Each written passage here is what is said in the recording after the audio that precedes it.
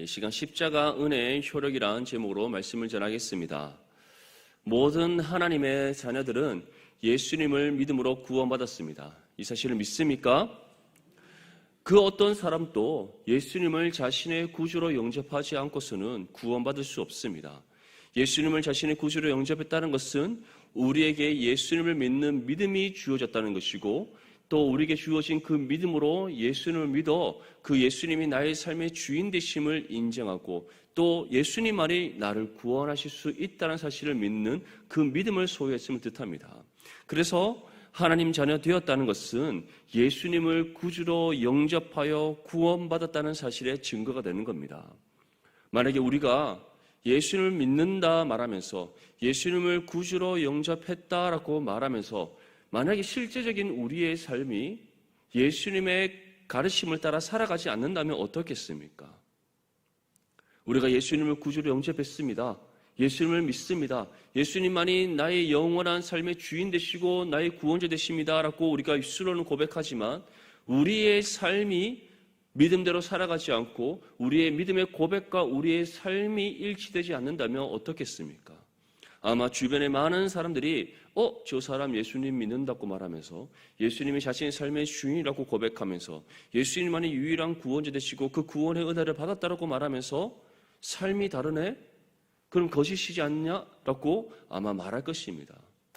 이처럼 우리의 삶이 진정으로 예수님께 속하였고 예수님을 구주로 영접한 하나님의 자녀라면 복음과 일치를 이루어가야 한다는 사실을 기억할 수 있기를 바랍니다. 이에 대해서 바울은 다음과 같이 우리에게 전합니다. 골로새서 2장 6절에서 7절 말씀에, 그러므로 너희가 그리스도 예수를 주로 받았으니 그 안에서 행하되 그 안에 뿌리를 박으며 세움을 받아 교훈을 받은 대로 믿음에 굳게 서서 감사함을 넘치게 하라. 예수님을 구주로 영접함은 하나님의 은혜의 섭리입니다. 누구도 스스로 믿음을 가질 수가 없고 누구도 스스로 예수님을 자신의 구주로 영접할 수 없습니다. 왜냐하면 구원은 하나님의 주권에 속한 것이기 때문입니다. 그래서 우리가 예수를 주로 가진 것이 아니라 예수를 주로 어떻게 했다고 바울이 이렇게 전하고 있습니까? 받았다라고 표현하고 있습니다. 이것은 곧 우리가 예수님을 구주로 영접함이 전적인 하나님의 은혜의 섭리를 통해 이루어졌다는 사실을 이렇게 전하고 있는 겁니다. 그래서 에베소서 2장 8절 말씀에 너희는 그 은혜에 의하여 믿음으로 말미암아 구원을 받았으니 이것은 너희에게서 난 것이 아니요 무엇이다? 하나님의 선물이라. 믿습니까? 우리에게 믿음이 주어진 것, 믿음을 통해서 예수 그리스도를 믿어 구원받은 것, 예수님이 나의 삶의 주인 되심을 인정하고 고백하게 된 것, 예수님만이 나의 삶의 유일한 구원자 되신다는 사실을 우리가 믿고 신뢰하며 고백하는 삶을 살아갈 수 있게 된 것, 이 모든 것이 무엇이다? 하나님께서 우리에게 전적으로 베풀어 주신 은혜의 선물이다. 그래서 구원은 우리에게서 난 것이 아니라 누구로부터 비롯되어진다? 하나님으로부터 비롯되어진다는 사실을 다시금 믿을 수 있기를 축복합니다. 이처럼 우리는 구원의 은혜를 받은 하나님의 자녀라면 하나님 은혜에 빚진 존재라는 사실을 기억해야 됩니다. 그러한 우리에게 주어진 신앙의 의무가 있습니다. 그것이 바울이 무엇이라고 전하고 있습니까? 예수 그리스도 안에서 행하여라. 다시 말해 우리의 삶이 무엇과 일치를 이루어가야 된다? 하나님 말씀과 일치를 이루어 가야 된다. 그것이 바로 그리스도 안에서 행하는 삶이고 하나님의 은혜에 빚진 존재들, 구원의 은혜에 빚진 존재들인 하나님의 자녀된 우리가 마땅히 감당해야 될 믿음의 의무다라고 우리에게 전하고 있습니다. 지난 3일 동안에 우리의 삶을 한번 돌아봅시다. 주일이 지나고 오늘까지 우리의 삶을 한번 돌아봅시다. 말씀과 일치를 이루고자 헌신한 삶을 살아왔습니까? 하나님의 말씀이 내 발이 등이요 내 길의 비침을 믿으며 언제나 주의 말씀 속에서 말씀을 통해 나의 삶을 향한 하나님의 뜻을 깨닫고자 말씀을 묵상했습니까? 말씀을 붙잡고 말씀의 뜻대로 살아가고자 내 자신을 죽기까지 복종하고자 하나님 앞에 기도했습니까? 수고하고 헌신했습니까? 아니면 주일날 우리가 예배를 드리고 예배 가운데 말씀을 들었음에도 불구하고 말씀 가운데 우리를 향한 하나님의 뜻을 깨달았음에도 불구하고 돌아서는 순간 잊어버린 채 세상 속에서 세상의 문화 속에서 세상의 모든 삶의 환경 속에서 세상의 타성에 젖어들어서 살아가고 있지는 않습니까? 원하기로는 우리 모든 성도님들이 언제 어떠한 상황 속에든지 늘 말씀과 기도로 깨어있기를 축복합니다. 여러분들의 입술에서 주의 말씀이 떠나지 않기를 바랍니다. 말씀을 통해 여러분들의 삶을 향한 하나님의 뜻을 깨닫기를 원합니다. 그 말씀의 뜻이 여러분들의 발에 등이 되고 여러분들의 삶의 길에 빛이 되어서 하나님의 말씀의 뜻을 따라 살아가고 그 말씀과 여러분들의 삶이 점진적으로 일치를 이루어 예수 그리스도 안에서 행하는 거룩한 믿음의 삶이 될 수 있기를 축복합니다. 그래서 바울은 우리에게 이와 같이 전하는 겁니다. 그 안에서 행하되 어떻게 하라? 예수 그리스도 안에서 우리의 믿음의 뿌리를 박아라. 예수 그리스도 안에서 믿음으로 세움을 받아라. 예수 그리스도의 보험으로 교훈을 받아라. 그 교훈 받은 대로 믿음에 굳게 서라. 그리고 주께서 우리에게 베푸신 은혜에 감사함을 넘치게 하라. 이 믿음의 삶이 저와 여러분들의 삶이 될 수 있기를 간절히 소망합니다.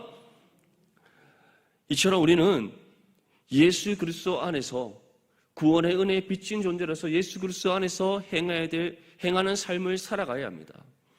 그런데 우리가 이렇게 예수님 안에서 믿음으로 살아간다 할지라도 우리에게 베푸르신 하나님의 은혜를 다 갚을 수가 없습니다.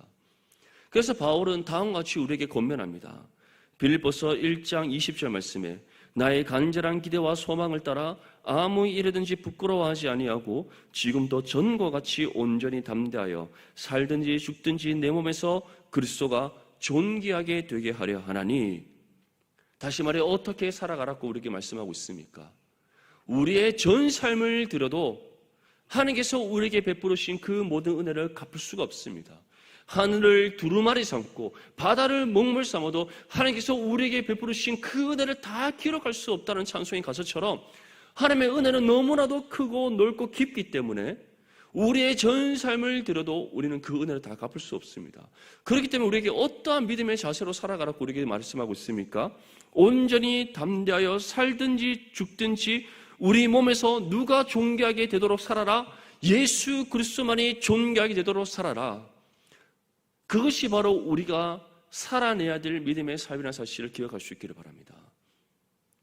우리의 삶은 어떻습니까? 내가 이 땅에서 살든지 죽든지 그리스도가 존귀하게 되도록 살아가고 있습니까? 아니면 내가 세운 인생의 목적을 향해 달려가느라 주님을 찾지 않고 있지는 않습니까? 지금 당장 내 눈앞에 놓여있는 삶의 문제만을 바라보느라 주님을 잊은 채 살아가고 있지는 않습니까? 내가 원하는 바 그 뜻대로 행하고 내가 이루고자 하는 그 삶의 목적을 이루고자 육신의 탐욕에 휩싸여져 있으며 세상이 우리에게 제시하는 삶의 방식과 양식이 옳다라고 여기며 그것을 쫓아 살아가고 있지 않습니까? 구원받은 하나님의 자녀라면 하나님께서 우리에게 베푸르신 그 은혜가 우리의 전 삶을 들어도 다 갚을 수 없는 그 은혜는 사실을 믿는다면 우리는 그리스도 안에서 행하되 어떻게 행하라? 내가 살든지 죽든지 내 몸에서 그리스도가 존귀하게 되도록 그리스도 안에서 행해야 되는 사실을 믿을 수 있기를 간절히 소망합니다. 이처럼 우리는 우리 몸에서 그리스도가 존귀하게 되도록 그리스도 안에서 행하는 삶을 살아가야 합니다. 이를 위해 바울은 다음과 같이 우리에게 권면합니다. 우리 본문 8절 말씀 함께 읽겠습니다. 시작. 누가 철학과 헛된 속임수로 너희를 사로잡을까 주의하라.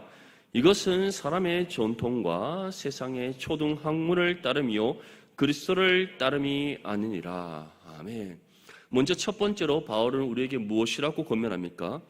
누가 철학과 헛된 속임수로 너희를 사로잡을까 주의하라라고 우리에게 권면하고 있습니다. 여기서 말하는 철학과 헛된 속임수는 이 당시 골로새 지역의 교회들을 휩쓸고 있던 바로 혼합주의 이단 사상을 가리킵니다. 우리가 골로새서 말씀을 처음 살필 때 이 혼합주의 이단 사상이 무엇인지 함께 또 나누었습니다. 이 당시 골로새 지방에서 유행하던 혼합주의 사상이라는 것은 바로 그 골로새 지역에 유행하는 그 지역의 토색적인 철학적인 사상과 그리고 영지주의 사상이 결합되어진 겁니다. 그런데 이것이 이제 교회 안에 침투해 들어오면서 또 다른 하나의 혼합적인 철학 사상으로 변질되어진 변질되어지게 됩니다. 골로새 지역에서 유행하던 혼합주의 사상은 바로 그 소아시아 지역에서 유행하던 그 지역의 철학과 영지주의 사상이 결합되어진 겁니다. 그런데 이것이 교회 안에 침투해 들어오면서 어떠한 것으로 변질되어지는가? 바로 그 소아시아 지역, 특히 골로새 지역에서 유행하고 성행하던 철학적인 사상이 아닌 유대교의 율법의 전통이 그 자리를 대신하고 여기에 영지주의 사상이 결합되어져 버리는 겁니다. 그래서 이 교회 안에서 어떠한 이단이 성행하게 되었는가? 유대교회가 주장하는 율법주의 플러스 영지주의 사상이 결합되어져서 예수 그리스도를 부인하는 이단 사상이 일어나게 된 겁니다. 왜 그런가? 영지주의의 가장 기본적인 사상은 영적인 것은 신령하고 육체적인 모든 것은 다 부정하다고 여기는 것이 영지주의 사상이기 때문입니다. 그러한 영지주의 사상에 입각해서 완전하신 하나님, 거룩하신 하나님께서 우리와 같은 죄악된 육신의 몸을 입고 이 땅 가운데 온다는 것이 가능하다고 생각되겠습니까? 안 된다고 생각되겠습니까? 당연히 불가능한 일이라고 생각되는 겁니다. 그래서 1세기 초대교회에 아리우스라는 이단자는 이와 같이 주장했습니다. 성경에서 말씀하고 있는 이 예수는 그리스도가 아니다. 하나님의 독생자가 아니다.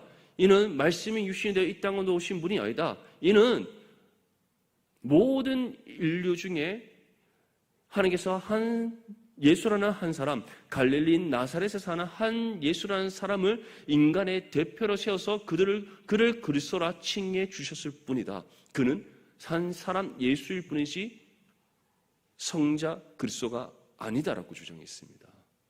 여기에 반대하여 그 당시 초대교회 교부였던 아타나시우스가 이제 콘스탄티누스 황제 앞에서 이와 같이 변론합니다. 왕이여, 황제여, 피조물을 구원할 수 있습니까? 당연히 피조물은 피조물을 어떻게 할 수 없다? 구원할 수 없다. 그래서 콘스탄티누스 황제는 그 당시 아타나시우스의 편을 들어서 아리우스를 이단을 정죄하고 아리우스와 관련된 모든 영지주의 사상을 다 배격해버리고 기독교를 국교로 지정했던 겁니다. 그런데 이러한 영지주의 사상이 무엇과 결합되어졌다? 유대교의 전통 그 율법주의 사상과 결합되어진 겁니다. 이렇게 되니까 지금 골로새 교회 안에 어떤 일이 일어나는 겁니까? 바로 유대의 전통을 주장하면서 예수 그리스도의 신성을 부정하는 일이 일어났다는 겁니다. 그래서 바울이 우리에게 무엇이라고 전합니까? 철학과 헛된 속임수로 너희를 사로잡을까 주의하라. 세상이 우리를 공격해 올 때는 단순히 물리적인 공격만이 있는 것이 아닙니다. 세상 속에서 우리가 복음의 삶을 살아가지 못하도록 물리적인 공격을 가하고 핍박하고 환난을 겪게 하는 것, 그것만이 있는 것이 아닙니다. 바로 사상과 이념을 통해서 우리를 오염시킨다는 사실을 기억할 수 있기를 바랍니다. 교회 안에서도 마찬가지입니다. 오늘날 우리 한국교회도 얼마나 수많은 이단들이 있습니까? 신천지, 하나님의 교회, JMS, 이와 같이 눈에 두드러진 이단뿐만 아니라 변질된 신앙으로 교회를 어지럽히는 이단도 있다는 사실을 기억할 수 있기를 바랍니다. 이단이라는 것이 어떠한 집단적으로 나타나는 것이 아닙니다. 변질된 신앙, 하나님의 말씀을 기준으로 하지 않고 내 삶의 경험을 우선시하고 내가 체험한 신앙을 우선시하여 말씀을 배격하는 것 또한 무엇이다? 잘못된 신앙인 겁니다. 그래서 우리는 지나친 은사주의를 멀리해야 되고 말씀을 기반으로 삼지 않는 잘못된 신앙을 우리는 배격해야 되는 겁니다. 그뿐 아닙니다. 여기에서는 또 철학과 헛된 속임수를 바울은 무엇이라고 전하고 있습니까? 사람의 전통과 세상의 초등 학문이라고 우리에게 말씀하고 있습니다. 오늘날 교회 안에 세속화의 물결이 얼마나 심각하게 들어와 있습니까? 교회가 성장하지 않으면 은혜가 없다라고 말합니다. 교회가 대형화되지 않으면은 교회가 건강하지 않다라고 말합니다.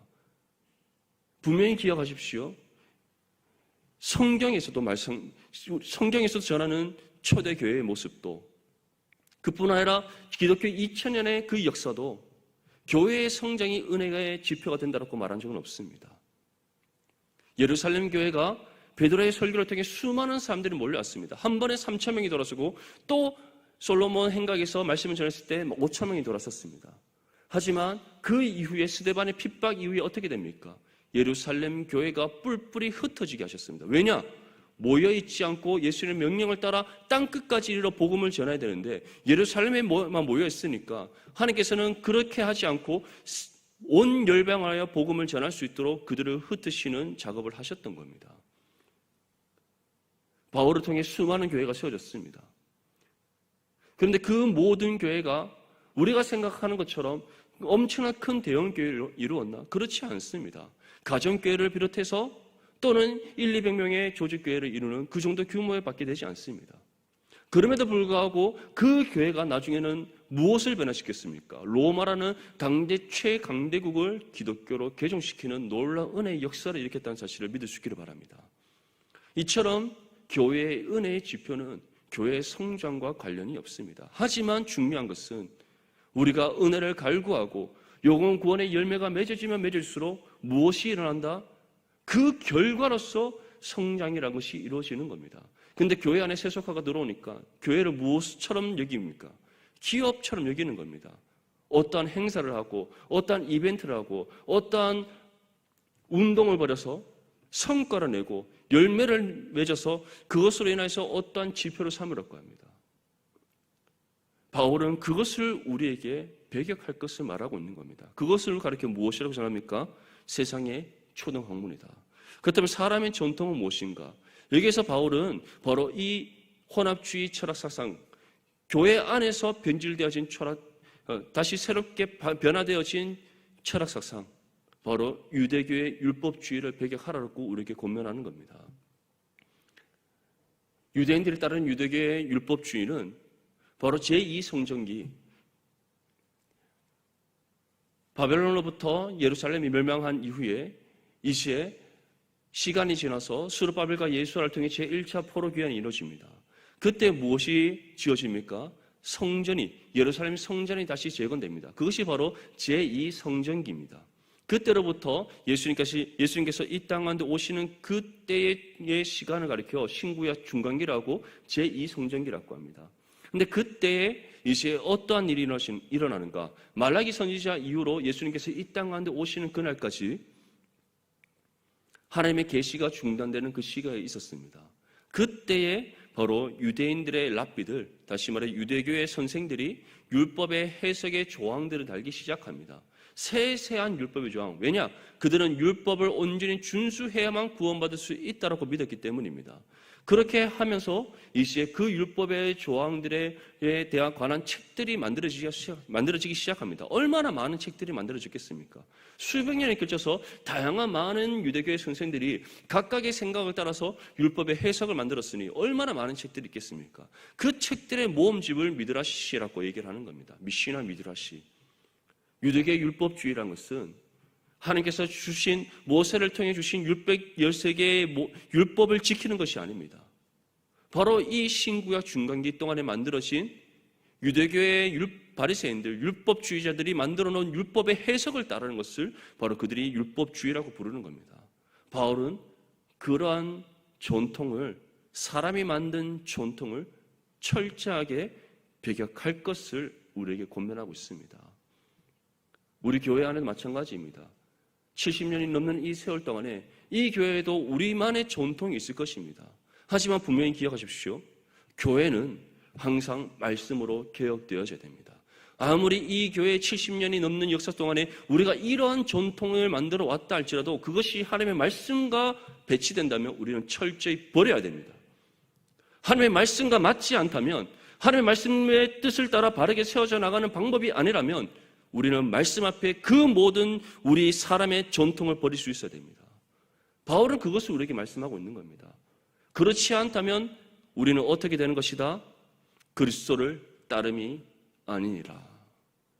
이 말씀 앞에 우리 개인의 신앙의 삶과 우리 넘치는 교회의 모습을 다시금 점검할 수 있기를 바랍니다. 우리는 철학과 헛된 송이수를 따르고 있는 것은 아닌지, 그것에 이미 현혹되어 있는 것은 아닌지, 아니면 언제나 말씀과 기도로 깨어서 말씀의 뜻을 따라 교회를 바르게 세워나오고자 수고하고 헌신하고 있는지 돌아볼 수 있기를 바랍니다. 원하기로는 우리 넘치는 교회는 언제나 말씀으로 개혁되어지고 말씀으로 바르게 세워지고 말씀의 반석 위에 든든히 세워져 나가는 거룩한 그리스도의 몸된 교회가 될 수 있기를 축복합니다. 또 바울은 다음과 같이 우리에게 전합니다. 우리 본문 9절과 10절 말씀 함께 읽겠습니다. 시작.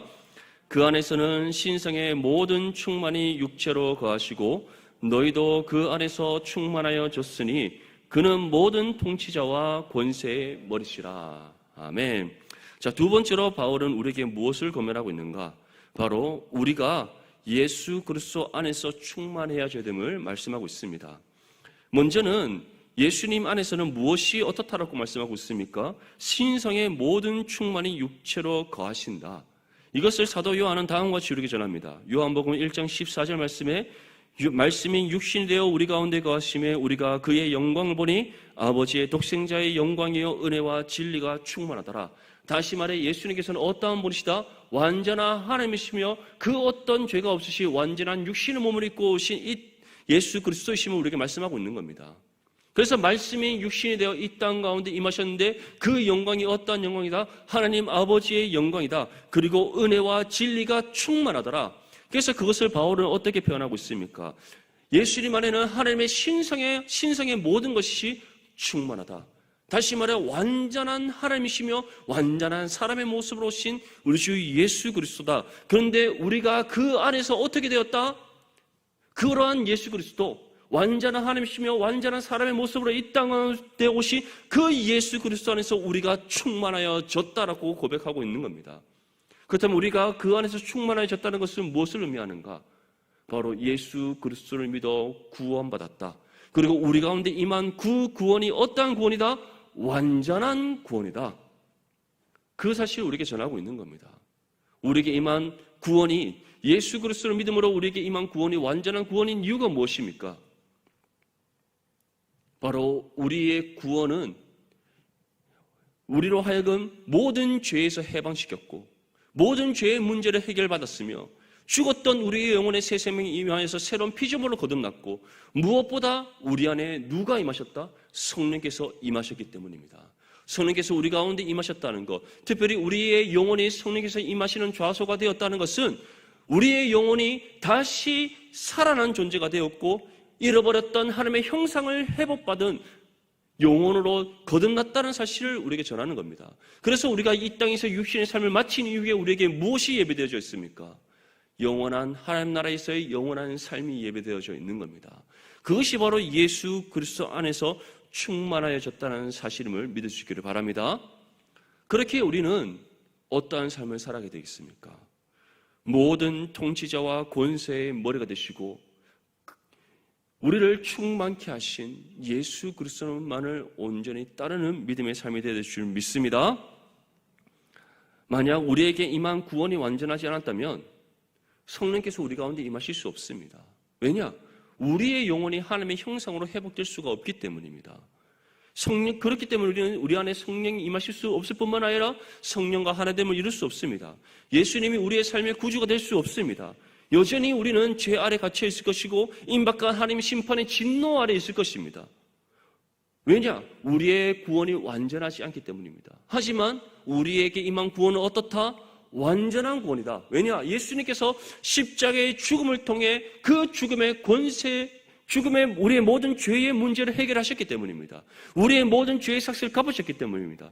예수님께서 친히 완전한 하나님이시며 죄가 없이 완전한 사람의 모습으로 오신 예수님께서 자신의 전 생명을 하나님의 거룩한 화목 제물로 드리셨기에 하나님께서는 그 예수님의 생명값을 받으시고 우리의 모든 죄 문제를 해결하시고 죄값을 다 갚아주셨기 때문에 없이 해주셨기 때문에 예수님의 십자가 죽음이 바로 우리의 모든 죄의 문제를 해결하신 것입니다. 그것을 그치지 않고 예수님께서 어떻게 하셨습니까? 죽음을 이기시고 3일 만에 부활하셨다는 것. 그 부활의 사건이 어떠한 사건입니까? 바로 우리를 다시 살리시는 은혜의 사건이었다는 것. 이처럼 예수님께서는 구속의 사역을 완전히 성취하셨고 그 성취된 그 구속의 사역을 통해 우리는 예수님을 믿음으로 어떠한 은혜를 받는다? 완전한 구원의 은혜를 받는다. 그렇기에 우리가 바로 예수 그리스도 안에서 충만한 믿음의 삶을 살아갈 수 있는 겁니다. 우리가 이 은혜가 우리 가운데 임했다는 사실을 잊지 않고 기억한다면 우리는 항상 주님만을 바라보며 살아가게 될 것입니다. 주님만을 신뢰하는 삶이 될 것입니다. 예수님 안에서 행하기 위해 내 자신에서 죽기까지 주의 뜻을 따라 믿음으로 순종하는 삶이 될 것입니다. 철학과 헛된 속임수에 빠지지 아니하고 사람의 전통과 세상의 초등 학문을 따르지 아니하고 언제나 하나님의 말씀의 법을 지켜 행하는 거룩한 믿음의 삶이 될 것입니다. 우리 모든 성도님들이 언제나 그리스도 안에서 충만한 믿음의 삶이 될 수 있기를 축복합니다. 이를 위해 언제나 그리스도 안에서 행하기 위해 내 자신을 저 죽기까지 하나님의 말씀의 뜻을 따라 순종해 나가는 저와 여러분들의 삶이 될 수 있기를 축복합니다. 사도 바울은 에베소서 1장 21절에서 23절 말씀에 다음과 같이 우리에게 전합니다. 모든 통치와 권세와 능력과 주권과 이 세상뿐 아니라 오는 세상에 일컫는 모든 이름 위에 뛰어나게 하시고 또 만물을 그의 발 아래에 복종하게 하시고 그를 만물 위에 교회의 머리로 삼으셨느니라. 교회는 그의 몸이니 만물 안에서 만물을 충만하게 하시는 이의 충만함이니라. 무엇이라고 말씀하고 있습니까? 예수님께서는 모든 이름 위에 뛰어나신 분이시다.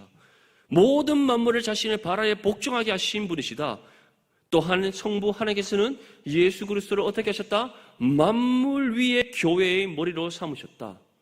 그런데 중요한 것은 교회는 그의 몸이니 만물 안에서 만물을 충만하게 하시는 이의 충만함이라. 예수 그리스도께서 교회의 머리가 되시기 때문에 그의 몸된 교회가 어떠한 은혜를 받게 된다? 예수 그리스도 안에서 만물을 충만하게 하시는 이의 충만함의 은혜를 받게 된다. 우리 넘치는 교회에 그러한 은혜가 있기를 축복합니다.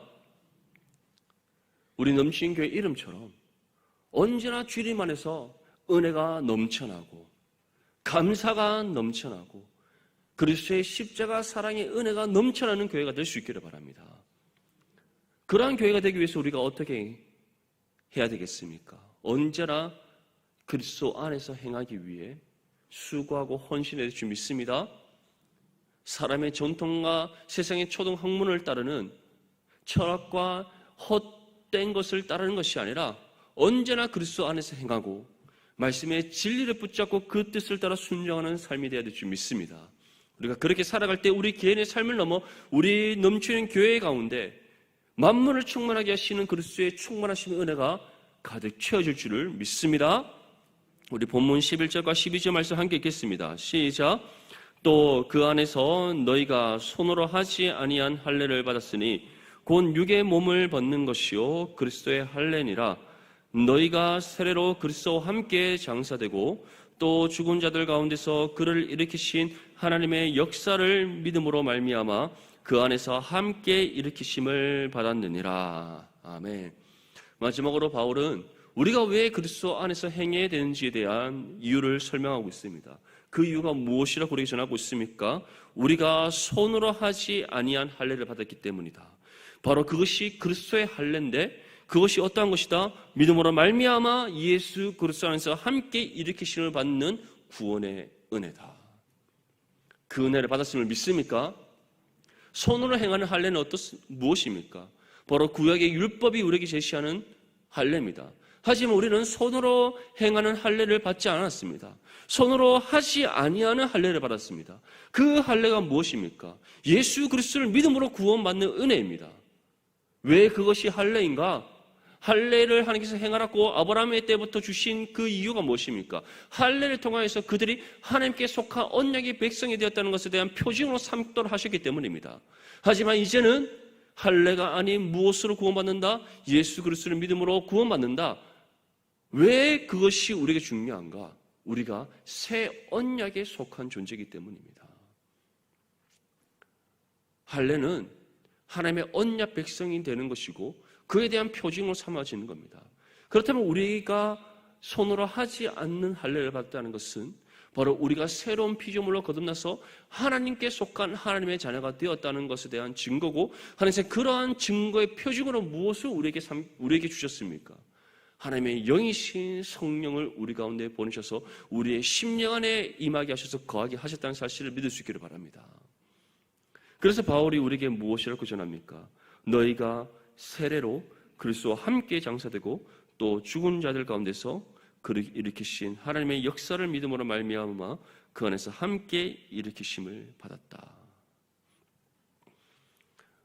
이 은혜가 전적인 하나님의 은혜의 섭리 가운데 우리에게 값없이 베푸르신 은혜의 선물이라는 사실을 믿을 수 있기를 바랍니다. 우리가 받고자 해서 받은 것이 아닙니다. 받을 만한 자격이 있었기에 우리가 그리스도의 할례를 받은 것이 아닙니다. 우리가 하나님께서 원하시는 또는 하나님의 뜻에 합당한 어떠한 자격과 조건을 갖추었기에 우리가 육의 몸을 벗어 그리스도의 할례를 받은 것이 아닙니다.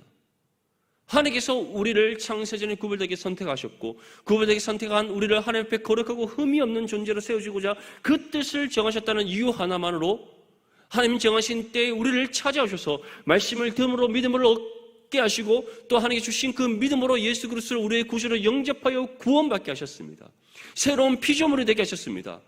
옛 육신의 삶을 예수 그리스도의 십자가에 못 박아 벗게 하셨고 이 시에 더 이상 우리 안에 우리가 사는 것이 아니라 예수 그리스도께서 사시는 은혜를 베풀어 주셨습니다. 이러한 그리스도의 할례를 받게 하셨고 그리스도 안에서 세례를 받아 거듭난 존재가 되어 하나님의 자녀의 신분과 권세를 받게 하시는 은혜를 베풀어 주셨습니다. 그 은혜를 받은 하나님의 자녀임을 믿는다면 우리는 항상 그리스도 안에서 행하는 거룩한 믿음의 삶이 되어야 될 줄 믿습니다. 철학과 헛된 속임수를 따르는 것이 아니라 사람의 정통과 세상의 초등학문을 따르는 것이 아니라 언제나 말씀의 진리의 법을 따라 순종하고 그리스도 안에서 말씀의 법을 지켜 행하는 믿음의 삶을 살아야 될 줄 믿습니다. 우리의 삶이 항상 말씀과 일치를 이루어가야 될 줄 믿습니다. 이것이 바로 구원받은 하나님의 자녀로서 그리스도의 할례를 받은 거룩한 믿음의 성도로서 살아가야 될 삶의 모습임을 바울은 우리에게 전하고 있습니다. 로마서 6장 4절에서 5절 말씀에 그러므로 우리가 그의 죽으심과 합하여 세례를 받음으로 그와 함께 장사되었나니 이는 아버지의 영광으로 말미암아 그리스도를 죽은 자 가운데서 살리신 것 같이 우리로 또한 새 생명 가운데서 행하게 하려 함이라. 만일 우리가 그의 죽으심과 같은 모양으로 연합한 자가 되었으면 또한 그의 부활과 같은 모양으로 연합한 자도 되리라. 바울이 우리에게 무엇이라고 전하고 있습니까? 우리가 누구와 예수 그리스도의 죽으심과 합하여 무엇을 받았다? 세례를 받았다. 다시 말해 죄 사함의 은혜를 받았다. 그와 함께 장사되었다. 우리 옛 육신의 삶이 예수 그리스도의 십자가에 못 박아 죽었다. 그리고 이 시에 우리는 아버지의 영광으로 말미암아 그리스도와 함께 어떻게 새 생명 가운데서 다시 살아난 존재가 되었다. 그것이 바로 우리에게 임한 구원의 은혜입니다. 그래서 바울이 마지막으로 우리에게 무엇이라 전합니까? 우리가 그의 죽으심과 같은 모양으로 연합한 자가 되었으면 또한 그의 부활과 같은 모양으로 연합한 자가 되었다. 그것이 우리 가운데 임한 구원이고 그 구원의 은혜를 하나님께서 어떻게 주셨다라고 전하고 있습니까? 값 없이 전적인 하나님의 은혜와 사랑 가운데 주신 은혜의 선물이다. 이 사실을 믿는다면 언제 어떠한 상황 속에서도 예수 그리스도 한 분만을 온전히 믿고 신뢰함으로 하나님의 말씀의 법을 지켜 행할 수 있기를 축복합니다. 마지막으로 바울은 다음과 주르게 전합니다. 우리 본문 13절에서 15절까지 말씀 함께 읽겠습니다. 시작. 또 범죄와 육체의 무할례로 죽었던 너희를 하나님이 그와 함께 살리시고 우리의 모든 죄를 사하시고 우리를 거스르고 불리하게 하는 법조문으로 쓴 증거를 지우시고 제하여 버리사 십자가에 못 박으시고 통치자들과 권세들을 무력화하여 드러내어 구경거리로 삼으시고 십자가로 그들을 이기셨느니라. 아멘. 사랑하는 성도 여러분, 이 사실을 분명히 기억하면서 항상 믿음의 담대함으로 세상 가운데 나아갈 수 있길 바랍니다. 바울이 우리에게 무엇이라고 말씀하고 있습니까? 지금까지 우리에게 전했던 모든 말씀을 종합하자면 우리에게는 어떠한 은혜가 임했다? 예수 그리스도와 함께 죄로 인해 죽었고 예수 그리스도와 함께 새 생명을 얻어 다시 살아난 존재가 되었다. 이제 그러한 우리가 예수 그리스도 안에서 모든 세상의 초등학문과 사람의 전통 또 철학과 헛된 속임수를 다 배격하고 오직 그리스도 안에서 말씀의 법을 지켜 행해야 되는데 어떠한 믿음으로 행하라? 통치자들과 권세들을 무력화하여 드러내어 구경거리로 삼으시고 십자가로 그들을 이기신 예수 그리스도를 믿는 믿음으로 담대히 나아가 살아내야 됨을 우리에게 말씀하고 있습니다. 왜 이것이 우리에게 중요한가? 우리 주님께서 이미 십자가 죽음과 부활을 통해 모든 사단의 권세를 물리치셨기 때문입니다. 이미 모든 악한 영과 사단의 권세들로부터 승리를 이루셨기 때문입니다. 주님께서 이루신 그 승리가 구원받은 우리에게 이미 주어졌기 때문입니다. 우리가 이미 이 땅 가운데 예수 그리스도 안에서 승리자로서의 삶을 살아가기 때문입니다. 그렇기 때문에 우리는 예수 그리스도 안에서 행하되 어떠한 믿음으로 행하라? 예수 그리스도를 믿는 온전한 그 믿음으로 담대히 그리스도 안에서 말씀의 진리 가운데 행하라. 어떠한 상황 속에서도 철학과 헛된 속임수에 넘어가지 아니하고 사람의 전통과 초동 학문을 따르지 아니하고 말씀의 진리 가운데 그 뜻을 따라 믿음의 담대함을 행하라. 왜냐? 예수님께서 이미 세상을 이기셨고 그 이기신 승리가 우리 가운데 주어졌기 때문이다. 이 사실을 기억하면서 언제 어떠한 상황 속에서든지 믿음의 담대함으로 그리스도 안에서 말씀 가운데 행하는 저와 여러분들의 삶이 될 수 있기를 바랍니다. 이런 믿음의 삶을 통해 언제나 그리스도 안에서 충만한 은혜를 받고 누리며 그 은혜의 감사와 영광과 찬송을 하나님께 올려드리는 저 여러분들의 삶이 될 수 있기를 주님의 이름으로 축복합니다.